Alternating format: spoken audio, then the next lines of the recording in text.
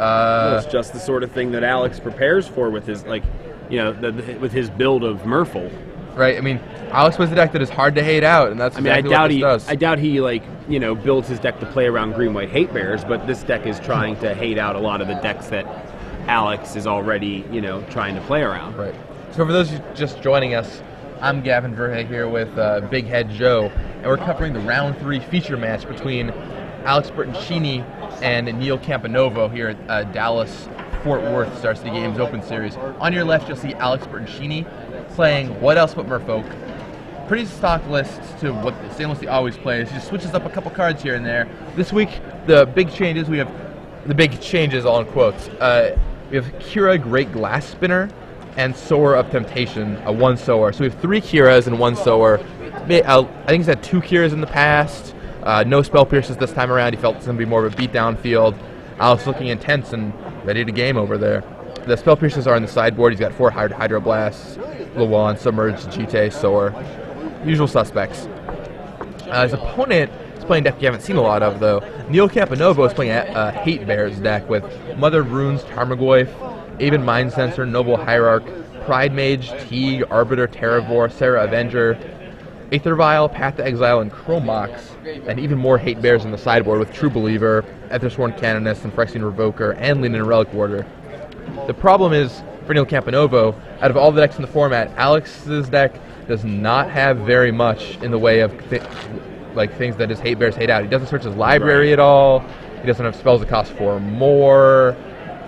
Doesn't have anything that targets Neil, so... Well, he does have Force of Will. Now, does Force of Will get affected by that when you pay the alternate cost? Force of Will does get affected, that's true. So you cannot force under a Gaddock T. Now, I would say almost as important, the time is right now 12:46. So if you heard me say 12:46 and you look at your clock and it says 12:46, or 12:44, I think my watch is like 2 minutes fast, but then that means you are live. You are joining us right now as the action is happening. Yeah, let us know, because we just reset the feed. For those who just lost the feed for a couple seconds there, we turned it off and then back on, just because we had a 15-minute delay. It was getting kind of ridiculous. And hopefully this will make the quality a little better, too. So this is going to be a rough matchup for Neil Camponovo, I think. Clearly not what he was hoping to play against with his Hate Bears deck. For sure.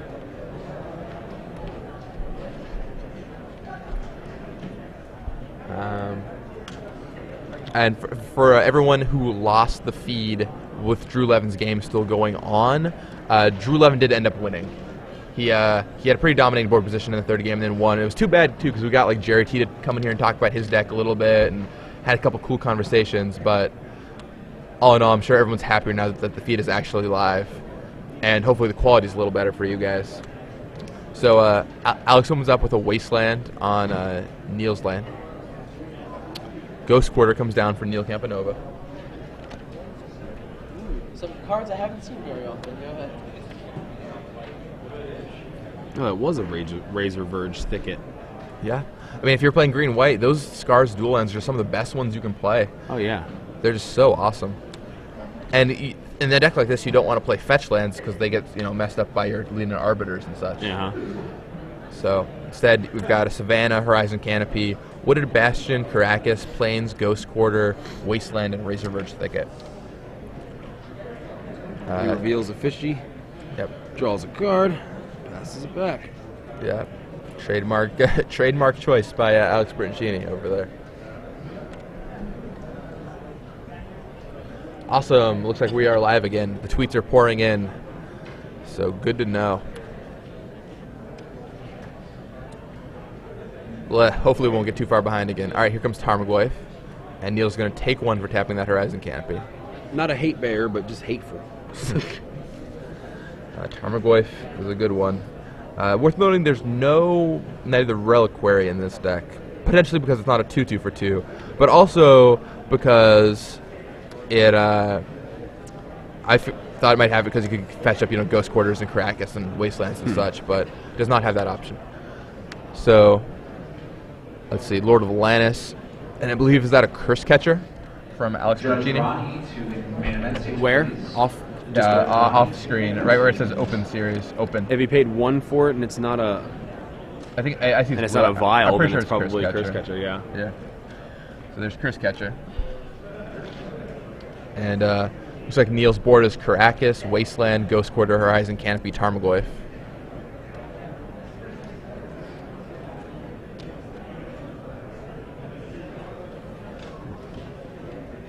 And yeah, it's Curse Catcher. Finally saw a glimpse of it there.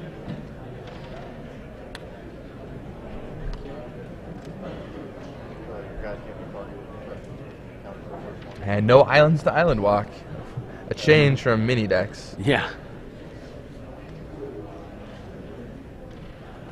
But lots of beefy fish.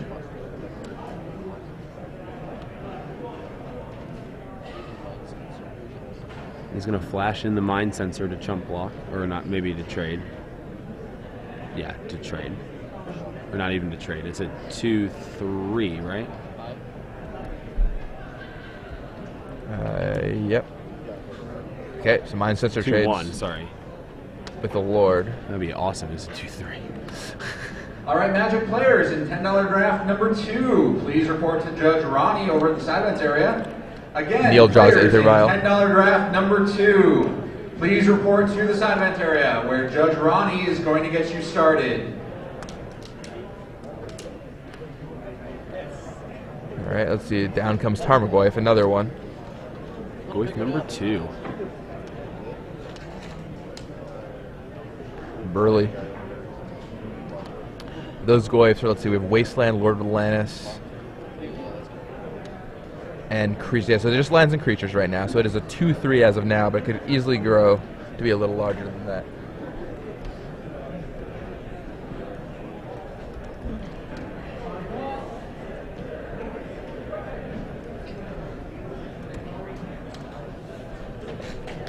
Raise your hands, please, guys.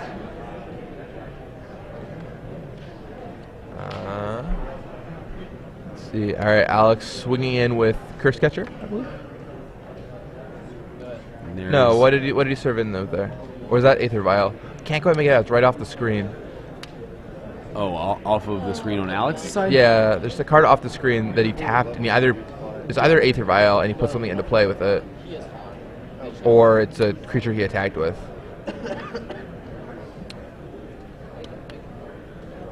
All right, so Neil chooses to draw a card with his Horizon Canopy, cycling the Feature Site land to good effect.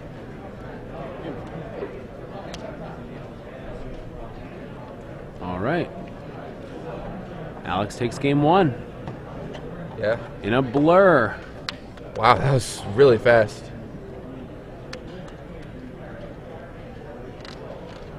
Yeah, I think Ghost Quarter's a really interesting choice. At first I saw it and I was like, oh, I guess he doesn't have Wastelands. And I looked at the list and it was like 4 Wasteland and 3 Ghost Quarter, so. Yeah, I mean, in a Hate Bears deck where you're playing 2 consistent colors, seems like that works out pretty well. People said the video quality is better now, so hopefully it's working out for all you guys out there. Sorry you guys had to miss the end of the Drew 11 game and talk with Jerry Thompson, but hopefully actually being able to see what's going on will make up for it a little bit. Yeah. So we have 2 decks here. What do you think Alex is going to board in this matchup? See, you're someone who's been building Merfolk. I know you've been thinking about it a lot. What do you think the sideboard plan is for a deck like this? Well, it seems like Sower could be good. Definitely not Lawan. Definitely not Spell Pierce. Submerge. Probably the Gitays. Gitays could deal with a lot of those little hate bears. Just good. Definitely not Hydroblast. Now again, my problem with sideboarding is what do you take out? Like, I'm not very good at figuring that out. Chalice of the Void on Neil's side is an interesting thing. Yeah, the 2 formats in the 2 decks in the format. Ensnaring Bridge could very easily come in from Neil. Neil has a full play set of Ensnaring Bridges in his sideboard. Swords, I would say Swords and Snaring Bridges come in.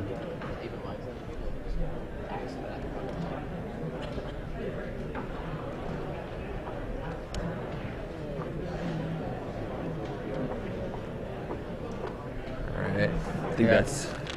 that's what I say. Swords and snaring bridges from Neil. I mean, it's kind of tricky because if he boards in those ensnaring bridges, how is he going to be able to win? Magic. He's just gonna. Because he's going to deck his opponent. Like, I don't know if that's really realistic. Creatures with power greater than the cards in his hand. Correct. And if like his creatures aren't probably going to be able to attack, and have Alex's like. So if he attacks, Well, then you tell me what he's gonna board, and you keep asking me after I told you I wanted to 3 see your times opinion. that I told you I don't know how to sideboard. look, I just asked you for more. You keep asking me what do you want? What do you think he should sideboard in? What do you think he should sideboard in? Well, that's why I asked you to get your opinion. So I agree with some of your thoughts. I just was like, Ensnaring Bridge sounds good in theory. I just don't know how Neil's gonna win. Like, yeah, he can use Kazali Pride Mage to blow it up, but I think that's not going to work very well because Alex is going to be able to make the game, like he's going to build up a huge board and make the game go on as long as he wants. And I think Alex's creatures are probably going to be more powerful than Neil's creatures on average. I mean, yeah, maybe that Terror board's going to get huge, but other than that, I think all the Lords Alex have are going to play to his favor. Sure. But we could definitely see Ensnaring Bridge happen. Really? Oh, let me change this. Definitely bring in those swords. Maybe the Relic Warder to hit a G-Tag. That could work. Maybe the Revoker to name Vial or Mutavault. Or I guess you can't name Mutavault with Phyrexian Revoker, excuse me. Right. It's non-land. But name Vial or I thought we were fast. Merfolk Sovereign, perhaps. Sheesh. Yeah, I don't know. We'll see what happens. And then, yeah, out of Bertoncini's board, yeah. Sword of Temptation, Submerged, Jite. I think we'll see all those in this game. So here we go into game 2. Players drawing their opening hands between Alex Bertoncini and Neil Camponovo. The trademark smiley face from Alex. Yep. That is, in fact, his trademark. He does it every match that I've ever seen him play. At least the ones I see are always on camera, so maybe he just does it for the crowd.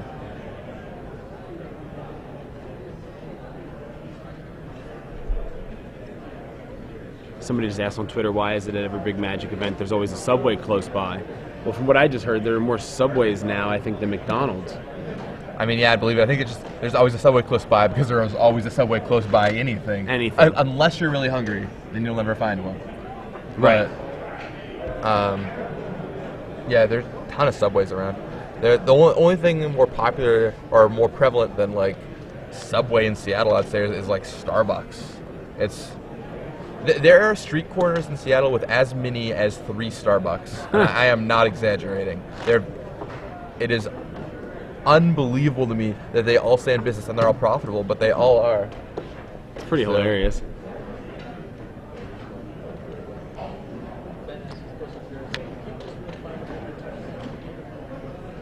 So, let's see. What's that front card in Neil's hand? I can't quite make it out. Looks to whites. Alright, well, we'll find out soon enough. Here comes Aether Vial from Neil Camponovo.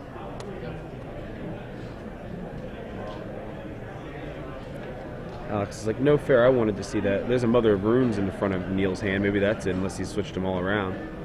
Yeah, maybe that was it. It looked like something else to me, but maybe not.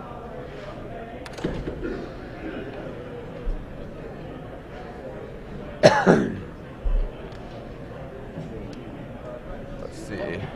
Aether Vial. It's a Curse Catcher from Alex Bertoncini here. Aether Vial goes up to 2. Points out that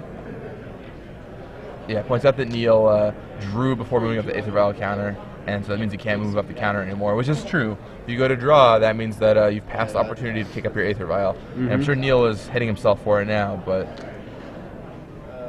them's the breaks. Because you don't want to use, like, the trick is, like, some people might think it's like, oh, that's, like a minor thing, but really, like, you gain information based on what card you draw, so it can actually be gigantic. Right.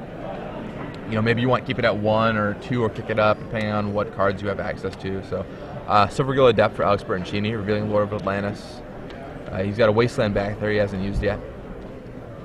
Looks like Neil's gripping a handful of Swords to Plowshares. I wonder if the card I saw might have been a New Age Swords Oh, it could have from the been. Elspeth versus Tezzera deck. Yeah. All right, so Neil Wastelands, Alex's Wasteland, stripping him of some mana. It's like that card in the middle of Neil's hand. I can't quite see it. Maybe some listener now that we're live instead of 15 minutes delayed can point it out. All right, down comes Mutavault. And there's a Vial. That'll allow Alex to cast his spells without even needing to have the mana for them. All right. Lean Arbiter. Okay, it's Lean and Arbiter. That's what I saw. So down comes the Arbiter. And a fancy little 2/2 in this matchup. It basically has no game text except for that players can pay 2 mana at any time to do nothing. Right. Path to Exile on a Silvergill Adept will get Alex land. Oh, there we go. I take that back. Lean and Arbiter plus Path to Exile. A nice little combo. Wow. I did not realize that that was a thing. Very cool. Awkward. Whoa, pretty good. I was about to make a quip about how I always think it's kind of ridiculous when people play with Wastelands and Path to Exiles in their deck. Because it doesn't make any sense. Why would you want to Wasteland somebody and then path them to set them back up on lands, right? Yeah. But in this deck, we've got Lean and Arbiter. Maybe that's more of a legitimate reason. That seems pretty good. Because he does not have Swords of Plowshares. He's usually using Path instead, which makes sense with both Mind Sensor and Lean and Arbiter in there. Because most decks only have a couple basics anyway. So if you have a Mind Sensor, it's unlikely they're going to be able to get a land off of it most of the time, unless they're, say, Merfolk. All right, Aether Vial up to 1 counter. So both players have got each other, with Alex pointing out that Neil missed his opportunity to Aether Vial, and Neil not allowing Alex to, or not letting Alex search, although not so much getting him, it's just, that's how the game played out. But still kind of a cool little interaction that happened there, where Alex picked up his deck and expected to get a land, and it was like, no, you don't get a land off this one.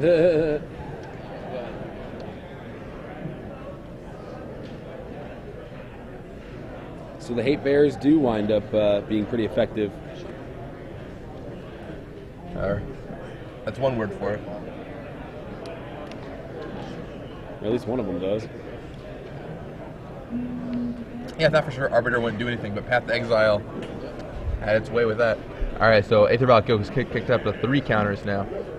Gaddock Teague in Neil Camponovo's hand.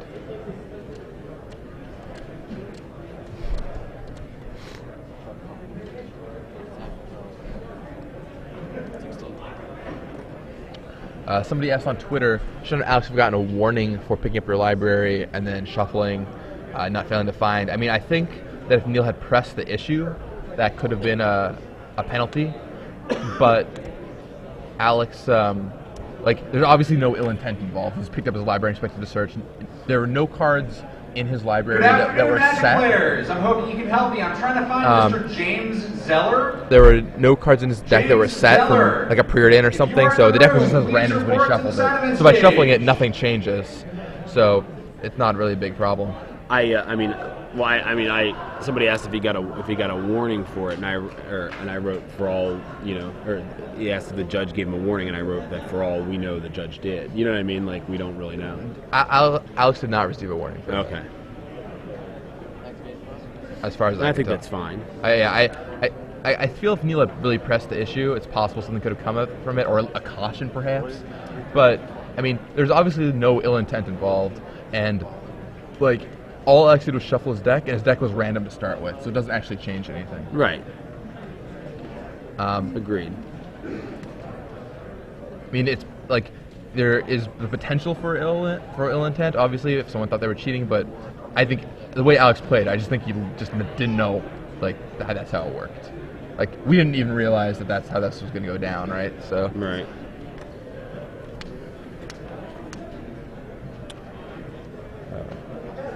All right, so board's getting a little cluttered here.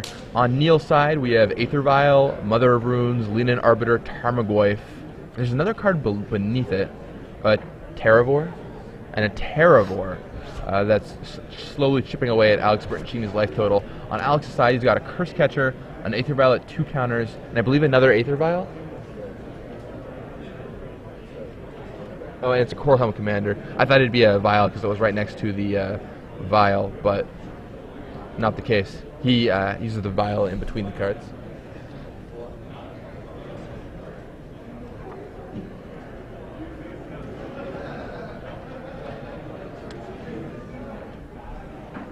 And that is a Mara Regery there, I believe. When more folks come in, tap them. And It looks like a Regery.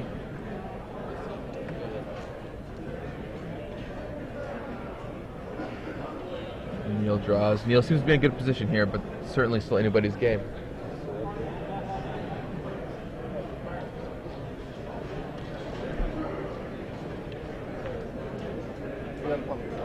What is this? Let's see. Curse Catcher blocks Tarmogoyf. Oh.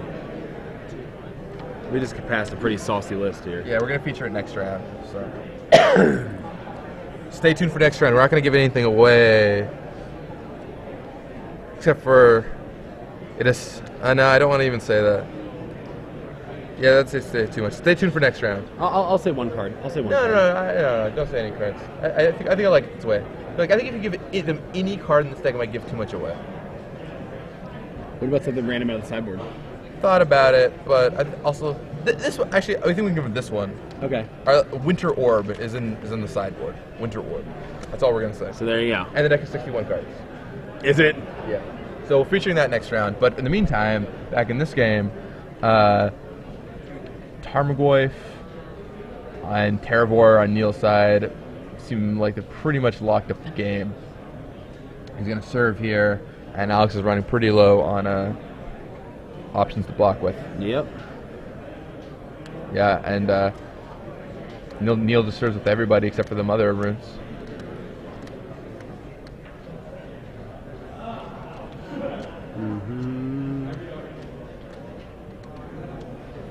Alex, I think Alex knows he's done for. All right, yeah, and Alex picks up his cards. He thinks about it. He's like, all right, there's nothing that can be done. Concede.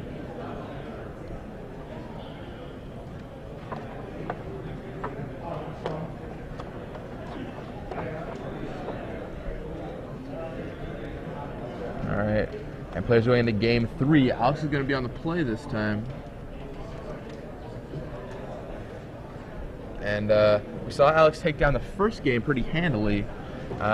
What do you think is going to happen now that Alex is on the play? Like, I thought that for sure Neil Camponovo would be the dog in this matchup, but that game it seemed like he was pretty far ahead, even despite missing an Aether Vial trigger. I mean, Leon and Arbiter was huge for him. I mean, yeah, its ability shutting off Path to Exile, or shutting off his opponent from getting a land on Path to Exile. The thing we were talking about was that Alex doesn't search his library, but Alex doesn't search his, but cards that Neil plays cause him to search his library. So. Absolutely. Yeah. But I mean, obviously, in 2 aggro decks, you almost always want to be on the play. Well, I actually disagree. Like, I think a lot of the times, or not necessarily a lot of the time, but historically, there have been a lot of instances where being on the draw in the beatdown mirror is correct. Like in the mono red mirror, drawing is often the correct choice. Because you both are just going to trade cards back and forth, and unless you have a really high density of burn spells, like some decks have a lot of burn spells in some formats that deal a lot of damage, but unless that's the case, you really want to be on the draw so that you can get the extra cards, because there's no other way to recoup card advantage in the red mirror match. Also, before Goblin Rune Blaster came out in Shards of Scars. No. Zendikar. Middle one, yeah, Zendikar. On the middle of both blocks. In the Jund mirror, in Block Constructed, it was often right to draw because you just wanted the extra card for the same reasons. Like, yeah, they cast Bloodbraid Elf first, and then you were able to cast your Bloodbraid Elf, which hit a removal spell, which could kill their Bloodbraid Elf, and whatever they cast get it into. Right. So, sometimes it is correct to draw. In this particular match, I don't think it's right to draw. But I'm just interesting factoid for all those people out there. But in this match, I think both players want to be on the play. Alex will definitely choose the play, especially with Merfolk, such a tempo-based deck. It needs to be on the play. Yeah. Tempo-based decks want to be on the play because they either can take advantage of being on the play by like Birds of Paradise or Days or something similar to that, or just because, you know, obviously they want to get the extra damage in the mirror match. And in Alex's deck, it's a little bit of the second one, but mostly the former. He has access to Daze and Force of Will and a bunch of cheap creatures and Aether Vial, which means being on the play is super important. Yeah, according to from looking at his article from last week, I believe he said in the article that he always boards out the dazes when he's on the draw. Probably boards him back in when he's on the play. Yeah, I mean it's really a tempo card. Like you can't always afford to pick up an island if you're on the draw because you want to be able to cast your spells to build up enough of a force. Or if you're on the play, it's easy to go like Curse Catcher, Lord of Atlantis, daze your spell, untap land, Lord of Atlantis, or something like that. So players look over their hands. It looks like Alex has I don't think Alex is keeping. There doesn't look to be very many lands there. Although to be fair, the Merfolk deck doesn't need a lot of lands to operate. He's thinking about it. All right, yeah, and he puts it back. I think there were like 2 or 3 Force of Wills in that hand. It's pretty intense. On the other hand, Neil Camponovo's hand has Wasteland, Aether Vial, Swords to Plowshares, are the 3 cards sticking up among the grassy ferns of the other cards. Can't quite make out the rest of it. Jerry Thompson in the background getting up there. His match is over. See if we can find out who won. Jerry grabbed the slip. Guessing Jerry won that one. Goes to 3-0 after his 2 buys. Seems likely. Unless he's just that nice of a guy. Often I like taking the result slip up just after I win, and the judges recommend that you do this just because, you know, there's potential for foul play on the other person's part. Yeah. But I mean, you know, I don't think Jerry would ever do something like that. But no, absolutely not. Yeah, Jerry confirms he got the victory. Life from the Loam gets 1. Yeah? Yeah. Waste locked him. Sideboard in Life from the Loam and Wasteland locked his opponent is 1 of Loam. Very nice, Jerry Thompson. Very nice. Not bad. 3-0, only 3 more wins, and Jerry's locked in for top 8. Chris Ketcher beats in Neil for 1. Alex has early beats, but he has no 2-drop to follow it up with, which is certainly an issue. Yeah. Neil had Aether Vial, which is a pretty key card here. I mean, Aether Vial is so powerful in both decks that, I mean, I'd imagine whoever has it is going to be far ahead. And Alex Daze is the 2nd Vial from Camponovo.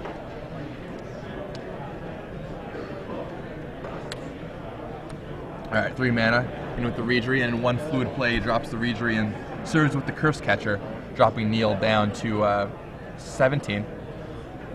And Neil vials in a Noble Hierarch, getting an extra mana boost on his turn out of nowhere. It's a neat advantage to have in the vial there.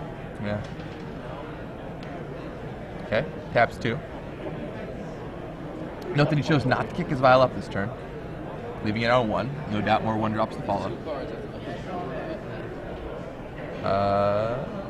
Thinking about it.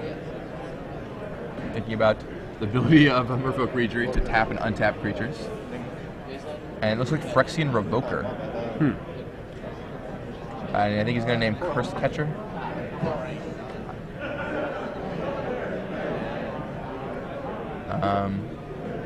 I think he thought he could name Wasteland, but you cannot name Wasteland with Phyrexian Revoker.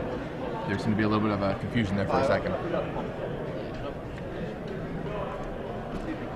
One big difference. One big difference between Revoker and Pithing Needle. Needle can name lands, Revoker names non-lands, but can shut off mana abilities. So, okay, so he named Coralhelm Commander. Interesting. I mean, Curse Catcher's not exactly doing a lot, but with Neil as mana stripped as he is, you know, you don't want your Path to Exile to get spiked. I just always feel like unless there's a major threat, you should name the card that's around. But yeah, I mean that makes sense. Suppose not in this case. All right, untaps. And Neil looking pretty bad here with 0 lands on the battlefield. A lone noble hierarchy giving him the mana he needs. That looks like another Revoker. No, I didn't take time to name anything. Is that a Leanin Arbiter? Sarah's Avenger. So 3/3 Flying Vigilance. The trick to Sarah Avenger is it says it can't be played on the first 3 turns of the game, but Aether Vial doesn't play it, it just puts it into play. So you can kind of script that restriction, which is really nice. Oh, that's pretty neat. Yeah, so turn 1 Aether Vial gets it out on turn 3, when normally that wasn't a possibility.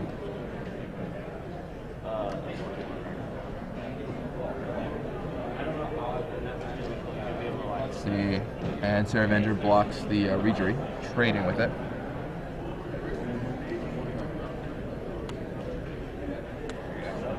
So 1 Regery down, 1 to go. That is a pretty cool interaction with the Sarah Avenger. I never even thought of that. I remember when that came out, I thought that was really awesome. I think you can also do the same thing with... Players, I just need 3 more to myself, I fill want to out look up the the Sarah standard Avenger word box. Also, we are taking sign up for the 2 p.m. draft open. So if you're interested in any of those events, any of our 8-mans or our 4-player EDH, come on up to the main event stage and I can get you signed up. So once again, we are taking sign-ups for our 2nd draft open, which will start at 2 p.m. as well as we have 3 spots remaining for a standard win box. So my dream in standard, so Sarah Avenger says you can't cast it during your first, second, or third turns of the game. My dream for a while was in limited was going turn 3, Scout's Warning into Sarah Avenger on my opponent's turn. Scout's Warning is a 1-mana instant, lets you play a creature spell on your opponent's turn. That's really funny. Obviously that never happened, but it's very cute. So so Neil Path to Exiled Alex. This time no Lunan Arbiter in sight, so Alex was able to get a land. And Alex has Coral Helm Commander out, and he just played a Lord of Atlantis. Gonna buff up his guys even further, and Alex swings in. Neil doesn't have a lot of action to deal with that. Sitting only a paltry 5 life is going to be a rough time for him to dig himself out of this one. Gadati is probably going to jump in front of something. It's a matter of if he feels he wants to kill the Curse Catcher or save the life from blocking the Coral Helm Commander. Alright, so it looks like he's going to tap the Aether Vial. Alright, Vial gets tapped. Yeah, it's tapped. But Gaddock T got. And then how are we blocking? Keep in mind that the Revoker is on Coral Helm Commander, so it cannot level up. Which is why it's only a 2/2. Out there. Chili cheese dog or steak? Oh, cheese steak? Is really good? And Neil trades. Smells pretty good. Draws. Looks like he found a Noble Hierarch, but it's sitting at only 2 life. It's gonna be pretty rough. Absolutely.